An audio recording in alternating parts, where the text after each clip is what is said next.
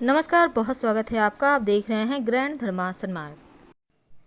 श्रीमद् भागवत गीता के अनुसार एक बार मानसिक तकलीफों से जूझ रहे धर्मराज युधिष्ठिर को चक्रधारी श्री कृष्ण ने समस्त दुखों त्रिविध तापों से मुक्ति दिलाने हजारों यज्ञों के अनुष्ठान की तुलना करने वाले चारों पुरुषार्थों को सहज ही देने वाले एकादशी व्रत का विधान बताया था। यह व्रत सूर्योदय से अगले सूर्योदय तक किया जाता है और भूल कर भी इस व्रत में चावल नहीं खाना चाहिए। तो एकादशी व्रत में चावल का स्वरूप शिवलिंग की तरह होता है और देसी घी के 2 दीपक जलाकर कम से कम 5 माला ओम नमो भगवते वासुदेवाय का जप करना चाहिए। लेकिन जो 2 दीपक जलेगा उसमें एक दीपक में 9 बातियां होगी और दूसरे दीपक में 1 बाती होगी।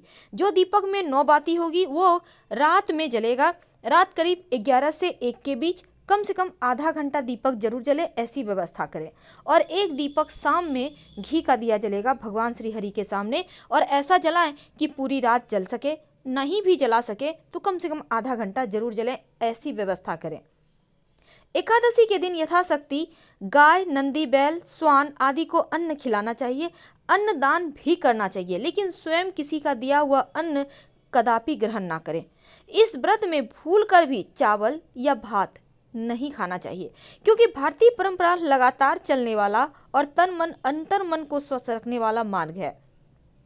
तो ऐसे में प्राचीनता को ही सबसे बड़ी औषधि मानकर चलें। और अगर हम हरिवंश पुराण की बात करें तो चावल यानी अक्षत और जौ को जीव मानते हैं। भगवान शिव के महान भक्त महर्षि मेघा ने चावल और जौ के रूप में धरती पर जन्म लिया, और ऐसी ही परम गुरु भक्त शनिदेव के आराध्य महर्षि पिपलाद ने घनघोर तपस्या के फलस्वरूप महादेव से पीपल वृक्ष बनने का वरदान मांगा था। आप कभी गौर कीजिएगा कि दुनिया में पीपल के पेड़ के नीचे सर्वाधिक शिवलिंग होते हैं, और पीपल में ब्रह्मा, विष्णु, महेश तीनों का देवताओं का स्थान होता है। इसीलिए एकादशी तिथि पर पीपल के पेड़ में जड़ में मीठा जल अर्पित करने का विधान है।